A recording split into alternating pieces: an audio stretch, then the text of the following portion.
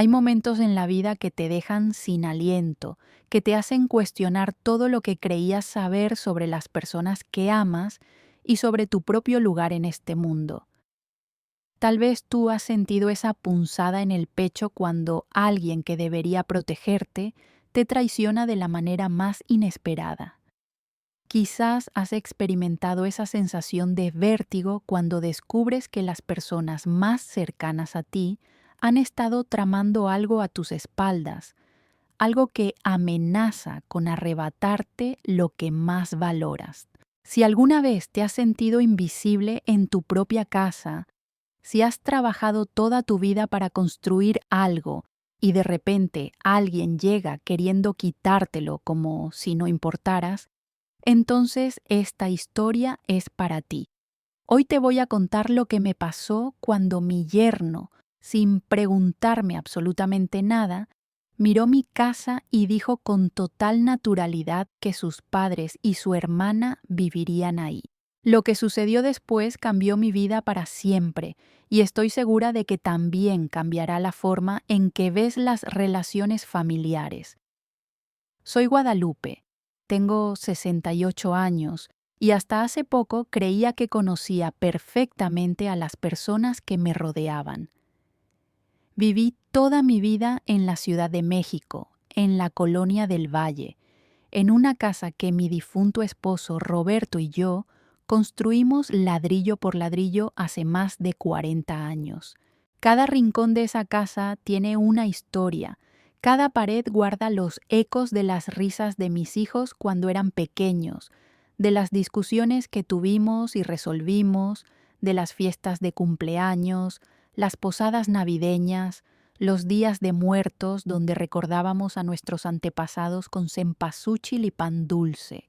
Roberto murió hace 5 años de un infarto fulminante y desde entonces me he aferrado a esa casa como a su memoria, como al último vestigio tangible de todo lo que construimos juntos durante 42 años de matrimonio. Tengo 2 hijos. Mi hijo mayor, Fernando, tiene 45 años y vive en Monterrey con su esposa y sus 3 hijos. Nos vemos poco, pero nuestra relación siempre ha sido buena, respetuosa, llena de ese cariño silencioso que caracteriza a los hombres de mi familia. Mi hija menor, Mónica, tiene 40 años y vive aquí en la Ciudad de México. Ella se casó hace 8 años con Rodrigo, un hombre que desde el principio me pareció encantador, educado, con buenos modales y una sonrisa que podía derretir el hielo más frío. Rodrigo siempre fue atento conmigo, me llamaba suegrita con cariño, me traía flores en mi cumpleaños, me ayudaba con las cosas pesadas cuando venía de visita. Yo lo quería como a un hijo más, y siempre pensé que mi Mónica había encontrado a un buen hombre. Qué equivocada estaba. Todo comenzó un domingo de noviembre, uno de esos días en que el cielo de la ciudad se pone de ese azul profundo que solo existe en el altiplano mexicano. Mónica y Rodrigo habían venido a comer a la casa, como lo hacían casi todos los domingos desde que se casaron. Yo había preparado mole negro oaxaqueño, la receta de mi madre, con pollo tierno que se deshacía en la boca, arroz rojo con chícharos, frijoles de olla y tortillas hechas a mano que compré en el mercado de Coyoacán. La mesa estaba puesta con el mantel bordado que heredé de mi abuela, las servilletas de tela que solo usaba para ocasiones especiales y los platos de talavera poblana que Roberto y yo compramos en nuestra luna de miel hace tantos años. Mientras servía el café después de la comida, noté que Rodrigo miraba alrededor de la casa con una intensidad que no le había visto antes. Sus ojos se detenían en cada detalle, en los techos altos con vigas de madera, en el patio interior lleno de macetas con geranios y bugambilias, en la fuente de cantera que Roberto había mandado traer especialmente de Querétaro, en los ventanales que dejaban entrar la luz del sol de manera tan hermosa por las tardes. Pensé que simplemente estaba admirando la casa como siempre, quizás notando algún detalle nuevo, pero algo en su mirada me inquietó, aunque en ese momento no supe identificar exactamente qué era. Mónica estaba distraída con su teléfono, respondiendo mensajes de trabajo, y yo me había levantado para traer más pan dulce de la cocina cuando escuché la voz de Rodrigo, clara y segura, como si estuviera anunciando algo completamente normal y esperado. Ay, suegrita, qué casa tan bonita tiene usted. Mis papás y mi hermana Fernanda van a vivir aquí. Ya es tiempo de que tengan un lugar digno. La casa de ellos en Ecatepec ya está muy deteriorada. Y pues esta casa le queda grande a usted sola. Ya lo platicamos con Mónica y creemos que es lo mejor para todos. Me quedé paralizada en la entrada de la cocina, sosteniendo la charola con las conchas y los cuernos de chocolate que había comprado esa mañana. Las palabras de Rodrigo flotaban en el aire como si fueran de otro idioma, como si no pudieran ser reales. Volté a ver a mi hija buscando alguna señal de que esto era una broma, una de esas bromas pesadas que a veces hace la gente, aunque nunca le encuentro la gracia. Pero Mónica no levantó la vista de su teléfono. No dijo nada. No me miró. Y en ese silencio, en esa ausencia absoluta de sorpresa o indignación de su parte, entendí que ella ya lo sabía, que lo habían discutido, que habían tomado una decisión sobre mi casa sin consultarme, sin preguntarme, sin siquiera tener la decencia de avisarme antes. Disculpa, ¿qué dijiste? Pregunté con una voz que no reconocí como mía, una voz que temblaba entre la incredulidad y algo que empezaba a parecerse peligrosamente a la furia. Rodrigo sonrió, esa sonrisa encantadora que antes me parecía tan genuina y que ahora se veía como la máscara de un desconocido. Que mis papás y mi hermana van a vivir aquí, suegrita. Usted ya está grande, no necesita tanto espacio, y pues la verdad es que esta casa está muy bien ubicada, muy cerca del trabajo de mi papá. Además, así tendría usted compañía, no estaría tan sola. Es lo mejor para todos, ya lo verá. Sentí como si el piso se hubiera abierto bajo mis pies. En 68 años de vida había experimentado muchas cosas difíciles: la muerte de mis padres, la enfermedad de Roberto, las preocupaciones por mis hijos cuando eran jóvenes, pero nunca, jamás había sentido una traición tan profunda, tan calculada, tan absolutamente descarada. Este hombre, este extraño al que había recibido en mi familia con los brazos abiertos, estaba parado en mi sala, bebiendo mi café, comiendo mi comida, diciéndome que su familia iba a apropiarse de mi hogar como si fuera lo más natural del mundo. Mónica. Finalmente levanté la voz hacia mi hija, quien seguía sin mirarme. Esto es cierto. ¿Tú estás de acuerdo con esto? Mi hija guardó su teléfono lentamente, como si le costara trabajo enfrentar la situación que ella misma había creado. Cuando finalmente me miró, vi algo en sus ojos que me partió el corazón en 1000 pedazos. No era culpa, no era vergüenza, era algo peor, era indiferencia, era la mirada de alguien que ya había tomado una decisión y solo estaba esperando a que yo la aceptara. Mamá, no seas dramática, dijo con un tono que pretendía ser razonable, pero que a mí me sonó condescendiente, casi cruel. La casa es enorme para ti sola. Los papás de Rodrigo necesitan un lugar y tú necesitas compañía. Es una solución que nos conviene a todos. Además, eventualmente la casa va a ser mía de todos modos, ¿no? Pues estamos adelantando las cosas un poco, nada más. Las palabras de mi hija me golpearon con más fuerza que cualquier cosa que hubiera dicho Rodrigo.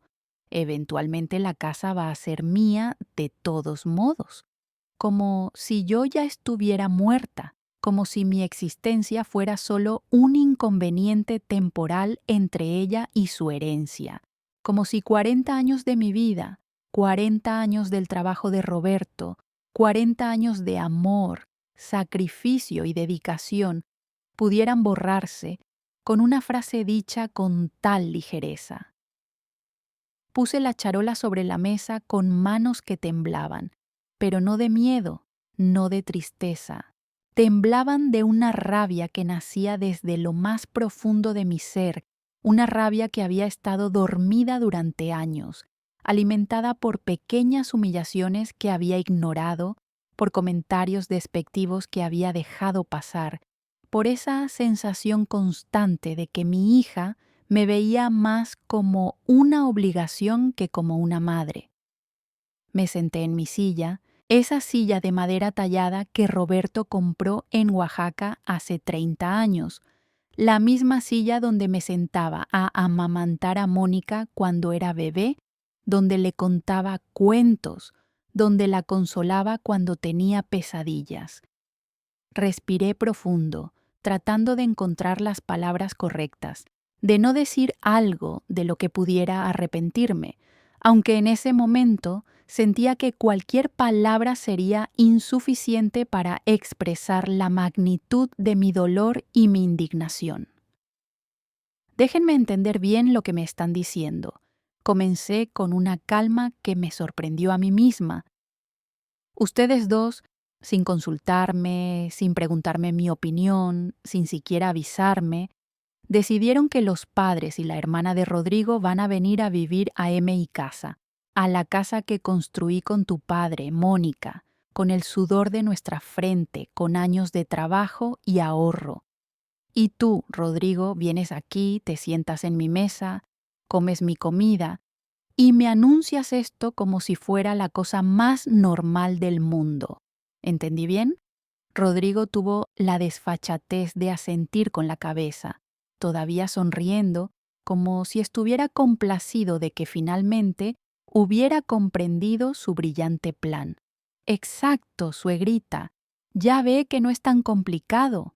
Mis papás pueden instalarse en las recámaras de arriba, usted se queda en su cuarto de siempre, y mi hermana puede usar el estudio como recámara. Va a ver que todo va a funcionar muy bien.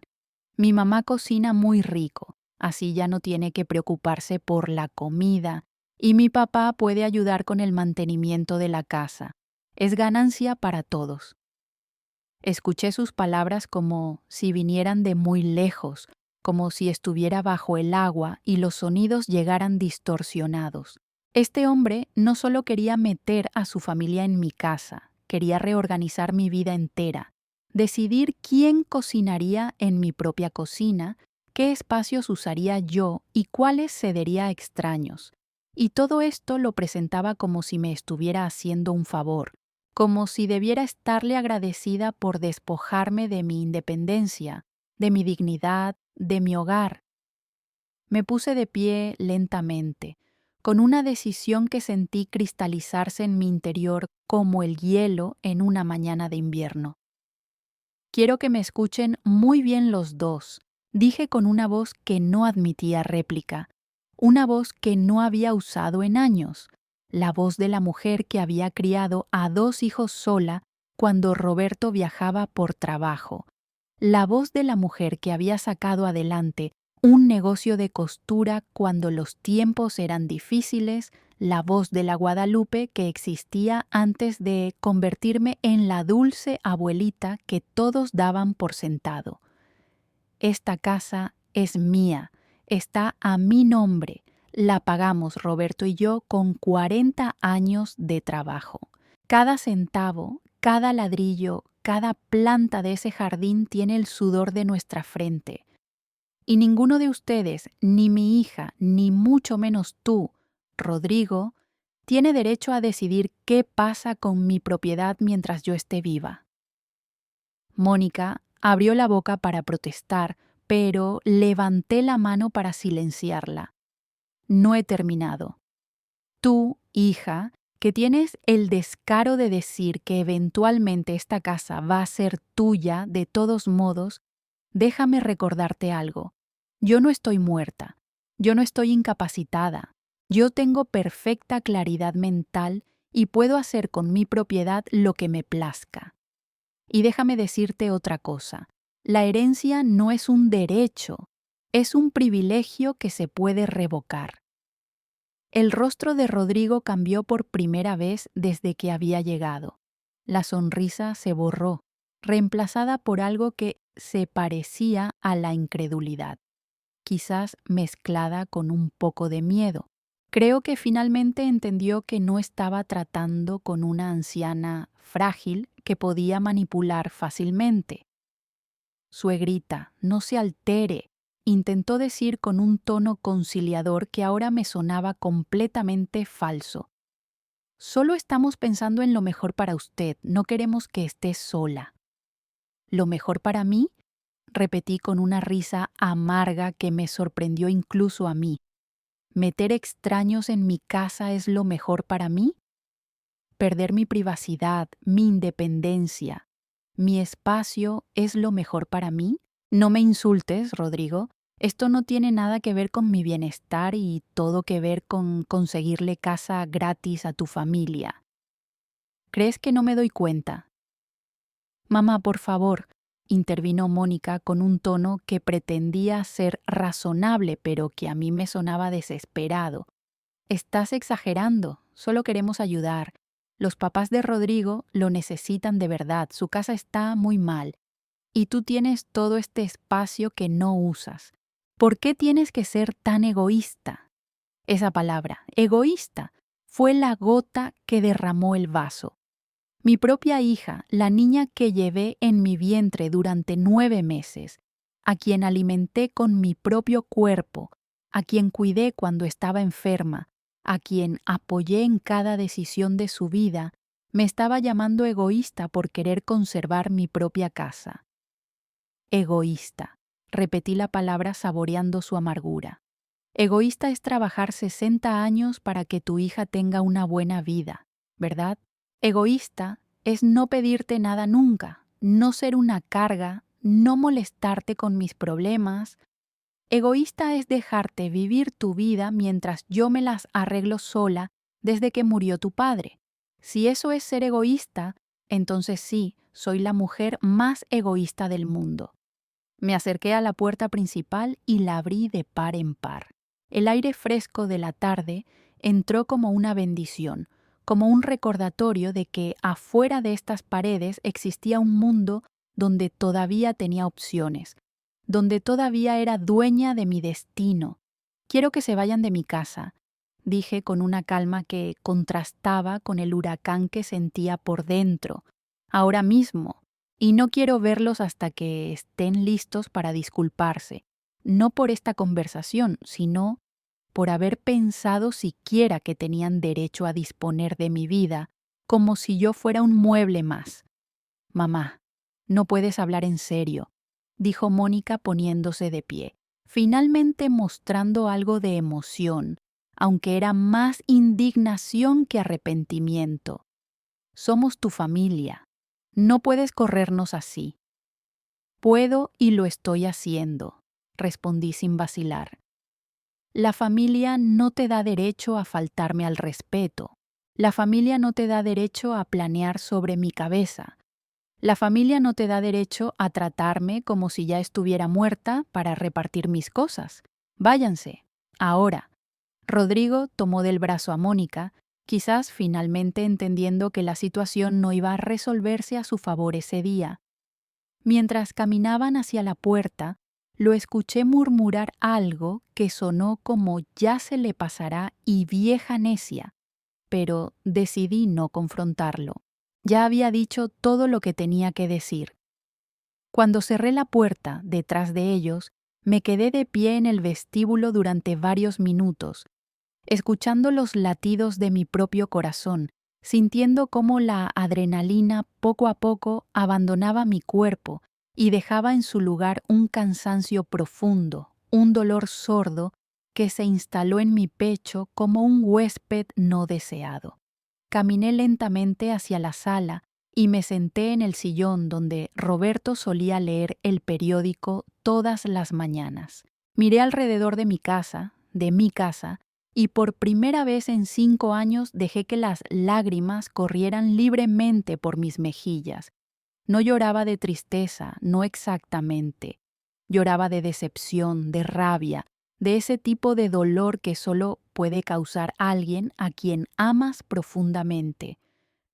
Tal vez en este momento tú estás sintiendo algo parecido a lo que yo sentí ese día.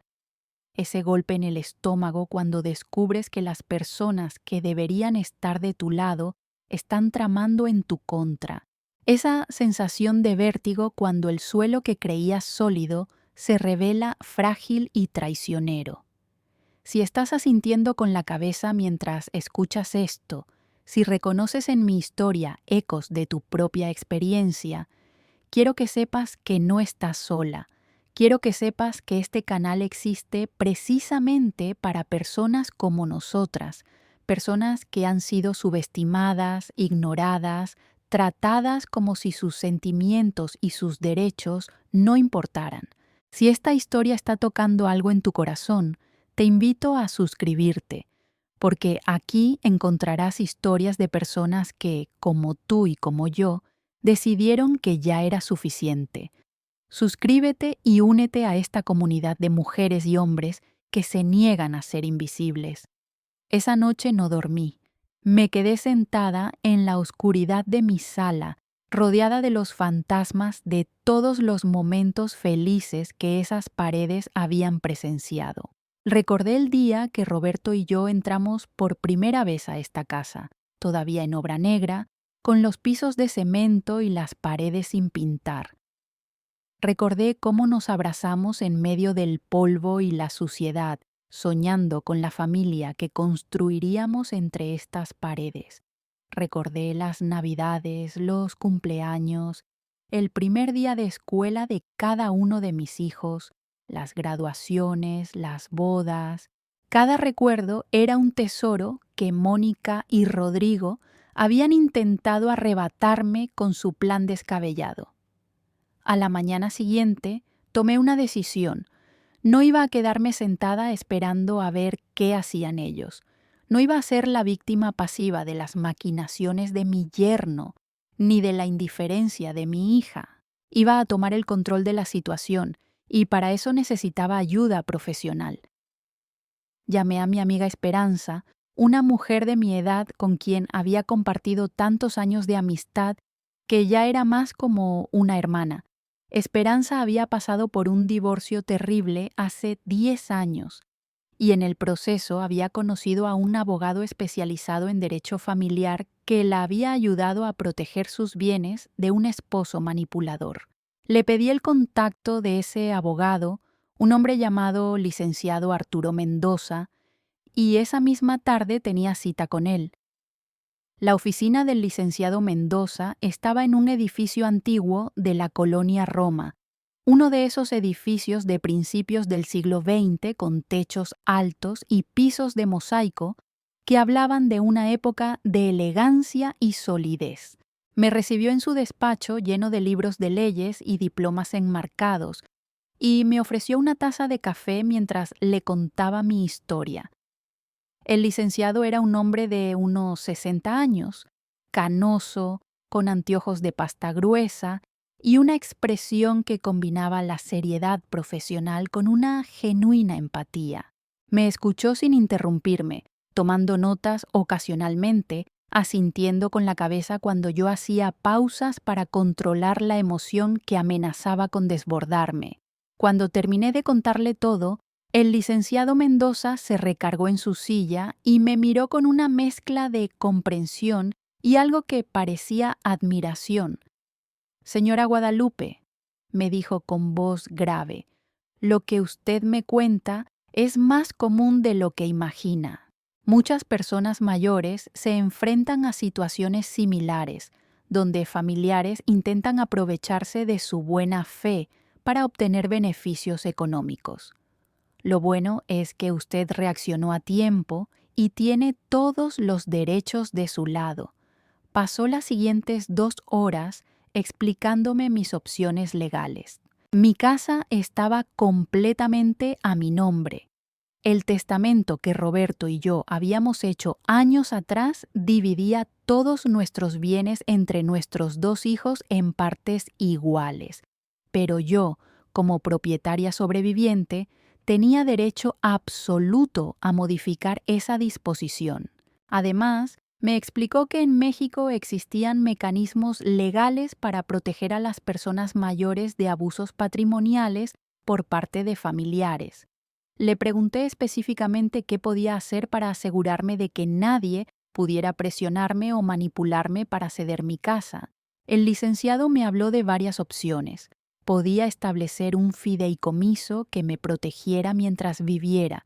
Podía modificar mi testamento para excluir o reducir la participación de Mónica si así lo deseaba. Podía incluso, en un caso extremo, vender la casa y usar el dinero para mi propio cuidado y bienestar. Por ahora, me dijo mientras organizaba sus papeles, lo más importante es documentar todo. Cualquier comunicación que tenga con su hija o su yerno respecto a este tema, guárdela. Mensajes de texto, correos electrónicos. Si tienen conversaciones telefónicas, tome notas de lo que se dijo. Si en algún momento ellos intentan presionarla más o si hacen algo que la haga sentir amenazada, avíseme inmediatamente. Salí de esa oficina sintiéndome más fuerte de lo que me había sentido en años. No estaba sola. Tenía la ley de mi lado y tenía la determinación de una mujer que ya no iba a permitir que nadie la pisoteara. Los días siguientes fueron extrañamente pacíficos. Mónica no me llamó, no vino a verme, no envió ningún mensaje. El silencio era ensordecedor, pero también era un alivio. Necesitaba tiempo para procesar lo que había pasado, para entender cómo mi propia hija había llegado al punto de considerar mi existencia como un obstáculo para sus planes. Dediqué ese tiempo a cuidar mi jardín, algo que siempre me había dado paz. Regué las bugambilias, podé los rosales, planté nuevas semillas de margaritas africanas en las macetas que Roberto había construido con sus propias manos. Cada flor que brotaba era un pequeño acto de resistencia, una declaración de que esta casa seguía siendo mía y seguiría floreciendo bajo mi cuidado. También llamé a Fernando, mi hijo en Monterrey.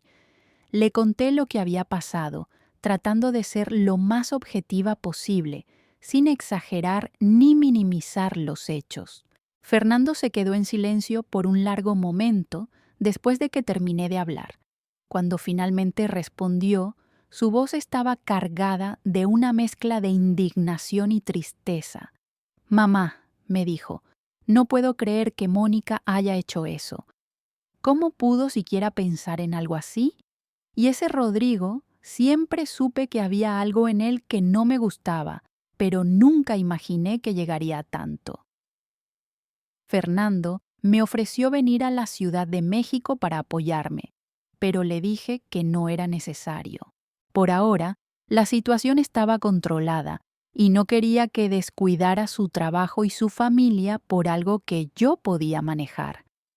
Pero le pedí que estuviera pendiente, que mantuviéramos comunicación constante y que si en algún momento necesitaba su ayuda, él sería el primero en saberlo.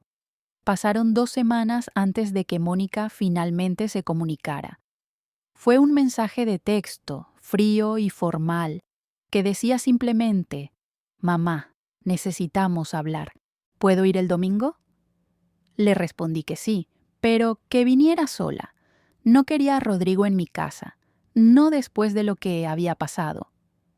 Ella aceptó sin protestar, lo cual me sorprendió un poco, pero también me dio esperanza de que tal vez estuviera reconsiderando su posición. El domingo llegó con un cielo nublado que amenazaba lluvia, uno de esos días grises de la Ciudad de México que invitan a la introspección. Preparé café y galletas de nuez, las favoritas de Mónica desde que era niña, aunque no estaba segura de por qué lo hacía. Quizás era el instinto maternal que no podía apagarse a pesar de todo, O quizás era simplemente la costumbre de una vida entera de cuidar a mis hijos. Mónica llegó puntual, vestida con ropa casual que la hacía ver más joven de lo que era, casi como la niña que recordaba de hace tantos años. Cuando abrí la puerta, vi en sus ojos algo que no había estado ahí la última vez que la vi: incertidumbre. Ya no era la mujer segura que me había llamado egoísta 2 semanas antes. Ahora parecía pequeña, casi vulnerable. «Pasa», le dije, haciéndome a un lado para dejarla entrar. «Tenemos mucho de qué hablar». Nos sentamos en la sala, una frente a la otra, con la mesa de centro entre nosotras como una barrera simbólica. El silencio se extendió durante varios segundos, pesado, incómodo, cargado de todas las palabras que todavía no se habían dicho. «Mamá», comenzó Mónica finalmente con una voz que temblaba ligeramente, «vine a disculparme. Lo que pasó hace 2 semanas estuvo muy mal. No debimos haberte dicho las cosas así. No debimos haber hecho planes sin consultarte. Rodrigo y yo hablamos mucho estos días y él también está arrepentido. Queremos que las cosas vuelvan a ser como antes». La escuché sin interrumpirla, observando cada gesto, cada pausa, tratando de discernir si sus palabras eran genuinas o si simplemente había cambiado de táctica. Había aprendido en las últimas semanas a no dar nada por sentado, a cuestionar las motivaciones detrás de las acciones de las personas, incluso de aquellas a quienes amaba. «Mónica», dije cuando ella terminó de hablar, «aprecio que hayas venido a disculparte, pero necesito que entiendas algo. Lo que pasó no fue solo una mala manera de decir las cosas, fue una falta de respeto fundamental hacia mí, hacia mi casa, hacia todo lo que tu padre y yo construimos. Ustedes no solo propusieron algo inapropiado, actuaron como si yo no tuviera derecho a opinar sobre mi propia vida». «Lo sé, mamá», respondió ella bajando la mirada. «Lo sé y lo siento de verdad. No sé qué estábamos pensando. Rodrigo tiene esta idea de que la familia debe ayudarse, y sus papás realmente están pasando por una situación difícil con su casa. Pero eso no justifica lo que hicimos. Debimos haberte preguntado primero. Debimos haberte explicado la situación. Debimos haber respetado cualquier decisión que tomaras. Y esa frase que dijiste, continué sin poder contenerme, esa de que eventualmente la casa va a ser tuya de todos modos. Eso me dolió más que cualquier otra cosa. Me hiciste sentir como si mi única función fuera morirme para que pudieras heredar, como si mi existencia fuera un inconveniente. Los ojos de Mónica se llenaron de lágrimas. Las vi correr por sus mejillas mientras ella buscaba palabras que no parecían existir. «Mamá, eso no es lo que quise decir. Te juro que no. Sé que sonó horrible y no me di cuenta de lo que estaba diciendo hasta que ya era demasiado tarde. Yo no quiero que te mueras. Yo no quiero tu casa. Yo solo quiero que seamos una familia otra vez. Todo esto se salió de control y yo solo quiero arreglarlo. Quiero detenerme aquí un momento para hablar contigo directamente. Sé que tal vez estás pensando en alguien en tu propia vida, alguien que te ha herido con sus palabras o sus acciones, alguien cuyas disculpas no estás segura de poder aceptar. Tal vez te preguntas si yo debería perdonar a Mónica o si debería mantenerme firme o si hay algún camino intermedio que no sea ni la reconciliación total ni el rompimiento definitivo. Déjame hacerte una pregunta importante. ¿Alguna vez te has sentido como yo me sentí en ese momento? Dividida entre el amor que sientes por alguien y la necesidad de proteger tu propia dignidad, entre querer creer en las disculpas y el miedo de que te vuelvan a lastimar. Si es así, quiero que me lo cuentes. Escribe en los comentarios.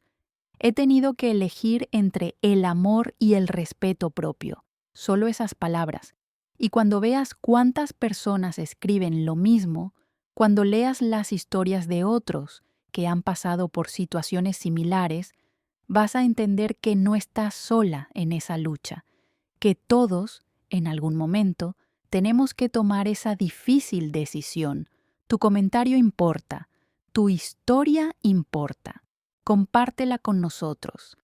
Miré a mi hija durante un largo momento, viendo en ella a la bebé que sostenía en mis brazos hace 40 años, a la niña que corría por este mismo patio persiguiendo mariposas, al adolescente que lloraba en mi hombro por su primer desamor, a la mujer que ahora estaba sentada frente a mí con lágrimas en los ojos pidiendo perdón. El amor maternal es un misterio que no se puede explicar con palabras. No desaparece cuando te decepcionan, no muere cuando te hieren. Solo se transforma, se vuelve más cauteloso, más protector de sí mismo.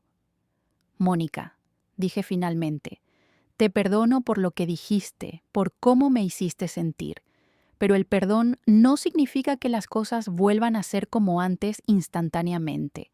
La confianza se rompió y reconstruirla va a tomar tiempo. No sé cuánto tiempo, pero sé que no va a ser de un día para otro. Ella asintió, limpiándose las lágrimas con el dorso de la mano. Lo entiendo, mamá. Haré lo que sea necesario. Solo dime qué necesitas de mí. Necesito que entiendas que esta casa es mía mientras yo viva, que yo decido quién entra y quién sale, que mis decisiones sobre mi propiedad son finales y no están abiertas a discusión. Si los padres de Rodrigo necesitan ayuda, hay muchas otras formas de ayudarlos que no involucran quitarme mi hogar. Y necesito que Rodrigo entienda esto también, claramente, sin ambigüedades. Se lo diré, prometió Mónica.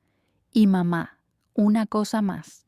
No sé si esto importa ahora, pero quiero que sepas que yo nunca estuve completamente de acuerdo con el plan de Rodrigo.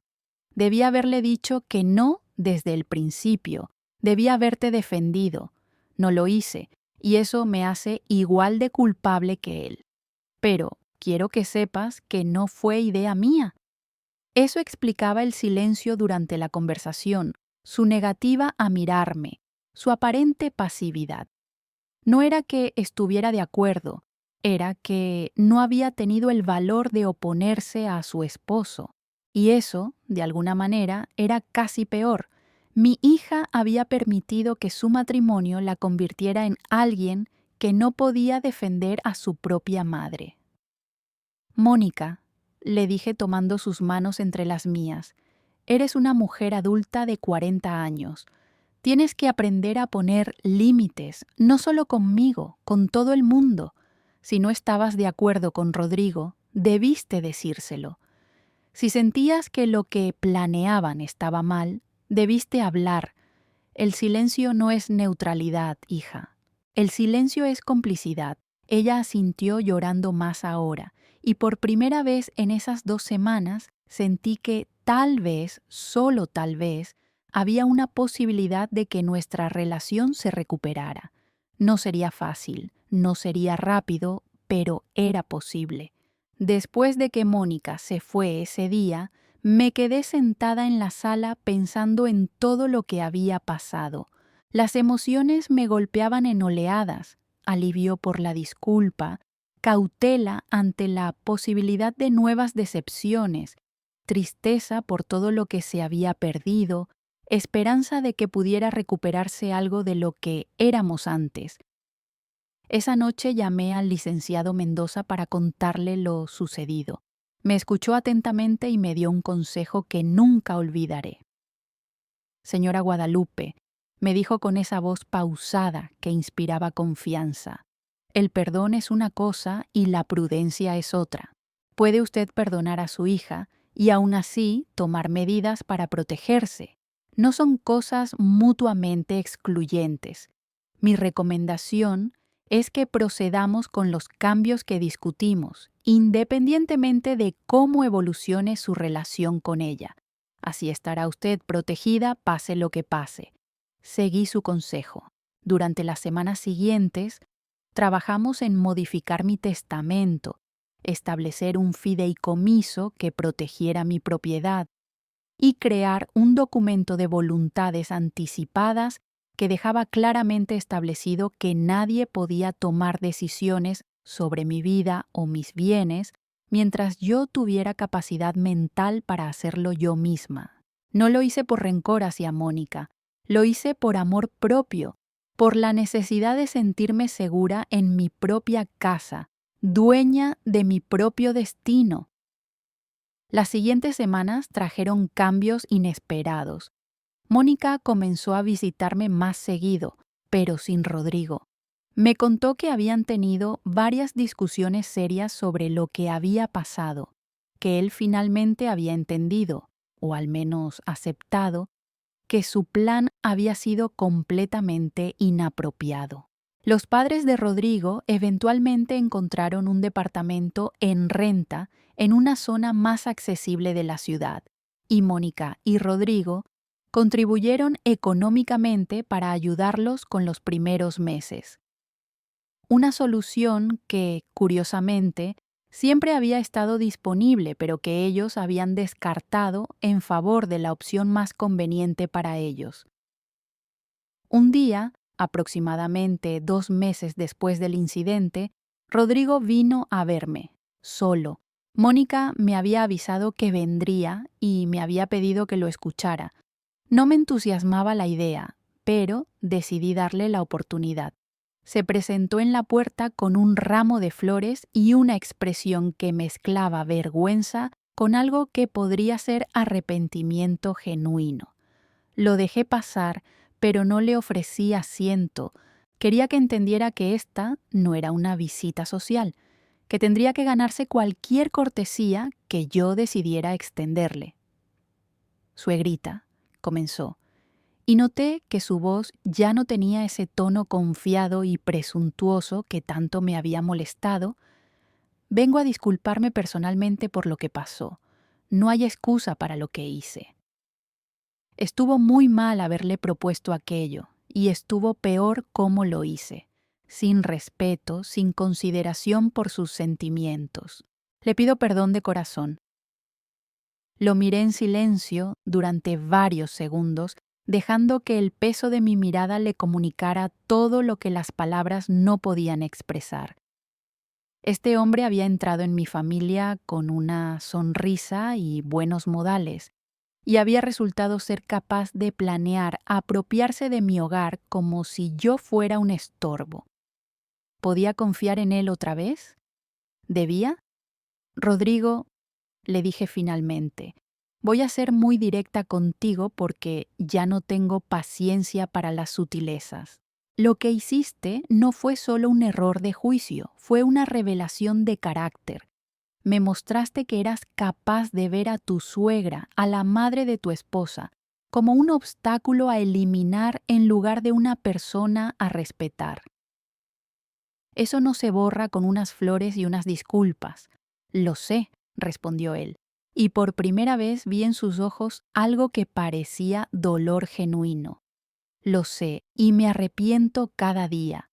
No sé qué me pasó, no sé por qué pensé que era aceptable. La presión de ayudar a mis papás, la frustración de verlos en esa casa que se caía a pedazos. Pero nada de eso justifica lo que hice. Entiendo si no puede perdonarme nunca, pero quería que supiera que estoy verdaderamente arrepentido. El perdón, le dije, no es algo que yo te deba, es algo que tú tienes que ganarte. Y se gana con acciones, no con palabras. Así que esto es lo que te propongo. Vamos a empezar de cero. No como si nada hubiera pasado, porque pasó y no se puede borrar. Pero vamos a darte la oportunidad de demostrar que puedes ser la persona que creí que eras cuando Mónica te trajo a esta casa por primera vez hace 8 años. Si esa persona existe, quiero conocerla. Si no existe, lo descubriremos eventualmente. Rodrigo asintió. aceptando mis términos sin protestar. Antes de irse, se volteó hacia mí con expresión seria. Suegrita, hay algo más que quiero decirle. He hablado con mis papás, les conté exactamente lo que pasó y cómo me comporté. Mi mamá se puso furiosa conmigo. Me dijo que ella jamás hubiera aceptado venir a vivir a su casa bajo esas circunstancias, que la había criado mejor que eso. Me dolió escucharlo, pero tenía razón. Le fallé a usted, le fallé a Mónica y les fallé a ellos también. Eso no va a volver a pasar. Después de que se fue, me senté en mi jardín a ver cómo el sol de la tarde pintaba de dorado las hojas de los árboles. Pensé en todo lo que había pasado, en todas las lecciones que había aprendido, en la mujer que era ahora comparada con la que había sido antes de que todo esto comenzara. Había aprendido que el amor no significa tolerarlo todo. Había aprendido que la familia no te da derecho a faltarte al respeto. Había aprendido que la dulzura y la bondad no deben confundirse con debilidad. Y había aprendido que nunca, jamás, es demasiado tarde para defender tu dignidad, tu hogar, tu vida. Si estás escuchando esta historia y te identificas con lo que viví, quiero que sepas algo importante. Tú también tienes derecho a poner límites. Tú también tienes derecho a decir que no. Tú también tienes derecho a proteger lo que es tuyo, ya sea una casa, tu tiempo, tu energía o tu paz mental. No importa quién te pida que cedas, no importa cuánta presión sientas. Recuerda que rendirte para mantener la paz nunca funciona. La única paz verdadera viene de vivir de acuerdo con tus propios valores, de respetar tus propios límites, de ser fiel a ti misma. Si estas palabras te resuenan, si sientes que necesitas más historias como esta para recordarte tu propio valor, te invito a suscribirte a este canal. Aquí encontrarás una comunidad de personas que, como tú, están aprendiendo a ponerse en primer lugar sin sentir culpa. Suscríbete y nunca más te sentirás sola en esta lucha. Los meses pasaron y poco a poco la vida fue encontrando un nuevo equilibrio. Mi relación con Mónica mejoró gradualmente. No volvió a ser exactamente lo que era antes, pero se convirtió en algo diferente, más honesto, más adulto. Ella aprendió a verme no solo como su madre, sino como una mujer con derechos propios, con una vida propia, con decisiones propias que respetar. Y yo aprendí a aceptar que mi hija no era perfecta, que había cometido errores, pero que también era capaz de crecer y cambiar. Rodrigo, por su parte, se mantuvo respetuoso y distante durante los primeros meses, probablemente inseguro de cómo actuar a mi alrededor, pero con el tiempo comenzó a demostrar con pequeñas acciones que sus palabras de arrepentimiento eran sinceras. Venía a arreglar cosas en la casa sin que se lo pidiera, me llamaba para preguntar si necesitaba algo, incluía a sus padres en reuniones familiares de manera natural, sin nunca mencionar el tema de la vivienda otra vez. No digo que lo perdoné completamente, el perdón total es algo que lleva tiempo, pero sí puedo decir que dejé de verlo como un enemigo y empecé a verlo, otra vez, como parte de mi familia. Fernando vino a visitarme en diciembre para las fiestas de fin de año. Fue la primera Navidad en muchos años en que toda la familia estuvo reunida en mi casa. Mis 2 hijos, mi nuera, mis nietos y sí, también Rodrigo y sus padres. La mesa estaba llena de tamales, ponche, buñuelos y toda la comida que Roberto y yo solíamos preparar juntos para estas fechas. Mientras veía a todos reunidos, riendo, platicando, peleándose cariñosamente por el último tamal de rajas, sentí algo que no había sentido en mucho tiempo. Paz. No la paz de la resignación, no la paz del que ha cedido para evitar conflictos. Era la paz del que ha luchado por lo que le pertenece y ha ganado. La paz del que sabe que su casa es su casa, que su vida es su vida, que nadie puede quitarle lo que ha construido con sus propias manos y su propio esfuerzo. Esa noche, después de que todos se fueron, me quedé sentada junto al árbol de Navidad, mirando las luces parpadear en la oscuridad. Pensé en Roberto, en cuánto le hubiera gustado ver a la familia reunida, en cuánto le hubiera enorgullecido ver cómo su esposa había defendido su hogar.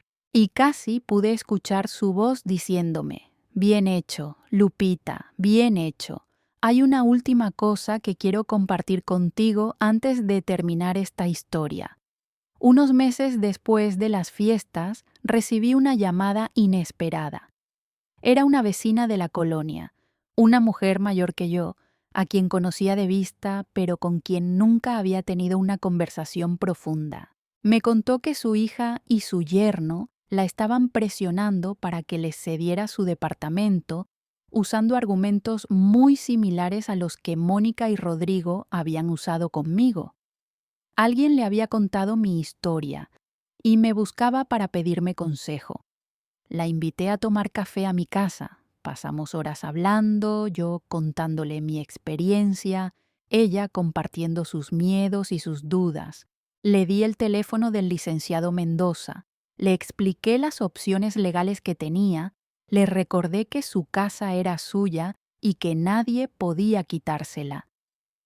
Cuando se fue, llevaba en su rostro la misma expresión de determinación que yo había sentido el día que decidí luchar por lo mío. Esa conversación me hizo entender algo importante. Mi historia no terminaba conmigo. Cada vez que la contaba, cada vez que alguien la escuchaba y encontraba en ella la fuerza para defender sus propios derechos, la historia seguía viva, seguía siendo útil, seguía cambiando vidas.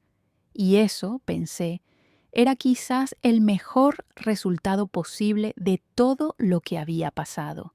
Soy Guadalupe, tengo 68 años y vivo en la casa que construí con mi esposo hace más de 40 años. Cada mañana me despierto en mi recámara, bajo las sábanas que yo elegí, rodeada de las fotografías de mis padres, de mis hijos, de Roberto. Bajo a mi cocina, preparo mi café en mi cafetera. Me siento en mi jardín a ver crecer las flores que planté con mis propias manos. Y cuando Mónica y Rodrigo vienen a visitarme los domingos, los recibo con gusto, pero también con la claridad de que son invitados en mi casa, huéspedes a quienes recibo porque quiero, no porque deba. Nunca es demasiado tarde para defender lo que te pertenece.